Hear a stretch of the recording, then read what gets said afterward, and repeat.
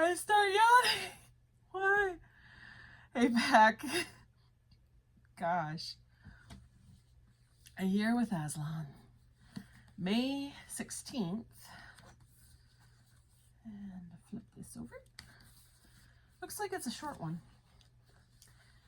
The title is Making It All Up.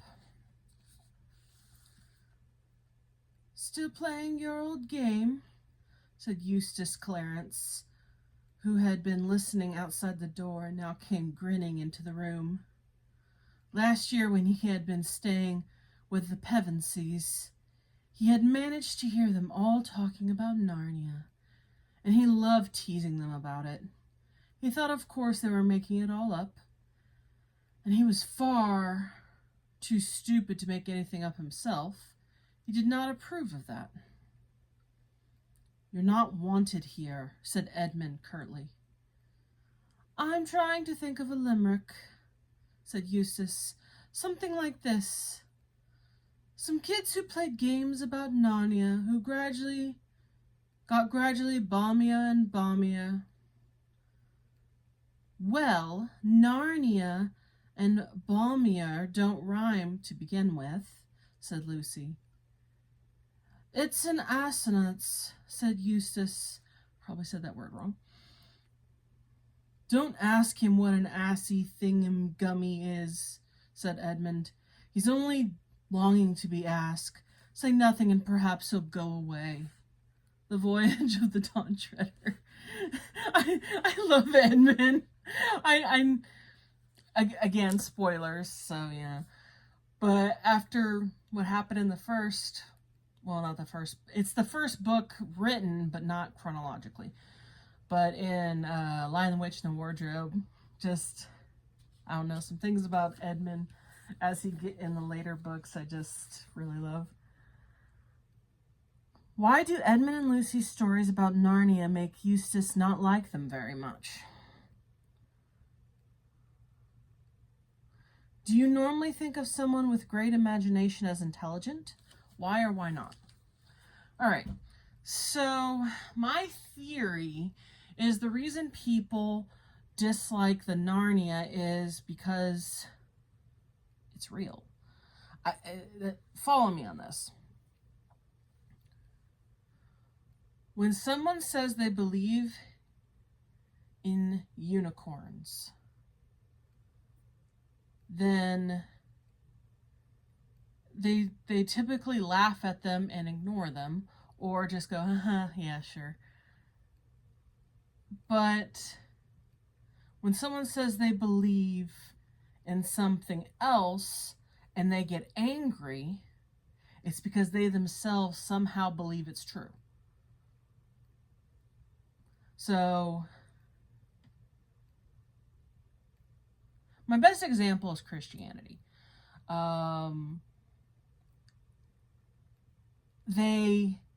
Why would you get so angry about me believing in a God and you having to prove he's not real? Why? No one goes to that much effort to prove aliens aren't real. There's people that believe they exist and there's people that don't.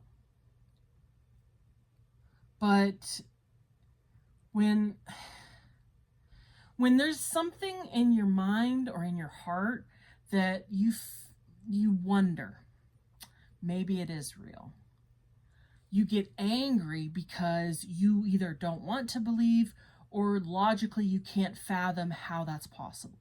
And it's the same thing with Eustace. He cannot fathom how that's possible, but there's a part of him that he feels left out. And I think that's what it comes down to is these people have this hope, this excitement, this bond, and they can't be shaken of it. They're 100% certain, and it ticks him off. He is so mad. And in truth, it's envy. And, you know, I'm not trying to offend people, but that's what it boils down to, is envy. You see something that you want in this group of people that you despise.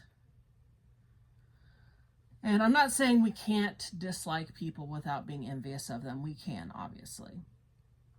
But why does it bother you so much? You have an envy of something that they have, like their innocence, or the fact that they can believe something so ridiculous to you, but hold true to it no matter what. Like flat earthers. I don't agree. Do I get mad though? No. I feel a little sad because there's tons of science that proves it. The moon's round. The sun is round. It's like everything around us is round, but we're flat.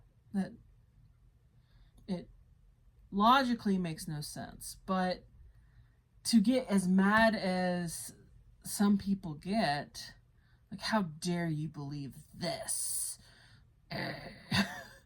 And I'm like, what are you envious of? What is it you're wishing you had? Are you wishing you had our unity?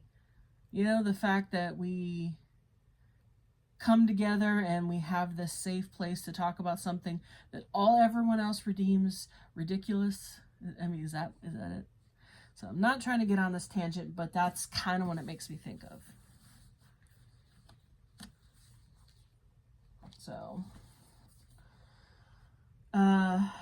do you think of someone with great imagination as intelligent? Yes and no. I've always felt I wasn't that intelligent. I've had people, and it sounds like I'm tooting my own horn or gloating or something, and that's not my heart, that's not my intention. But I've had a lot of people say, oh, you're so wise, or oh, you know, you're really, what's the word? I don't know, thoughtful, but that's not the word I'm looking for. But basically, you know, that I'm able to look at things and try and kind of dissect it. I never considered people who have great imagination as super intelligent. I consider them as super empathic. So the better imagination you have, the more you're able to feel like you're in different situations and in different people's shoes. And so I feel like it's emotional intelligence more than mental intelligence, if that makes sense. That's just my personal perspective. I'm not saying, because there's people who are brilliant, who have incredible imaginations. And I will say people like Albert Einstein, I'm betting he had an incredible imagination, because to look at the world through different lenses than other people look at it, and to come up with the things people come up with in science, in art, in movies, it's intelligence and imagination do seem to often go hand in hand, but it's not, I don't think, a definitive. I think you can be intelligent without imagination and imaginative without a lot of intelligence. So I think they lend to each other, but I don't think they're mutually exclusive. There we go. I think I tied a bow on that. But no, to go back to the first thing, I really do feel that it comes down to envy. I don't know, like in the example of Christians, like a lot of Christians will say, well, it's because they know God is real. That, I mean, I'm not going to say one way or another on that. I am going to say that when you see people who have peace or joy or love in a situation where they shouldn't, you're going to be envious of that. And so, you know, that it can make people mad. I mean,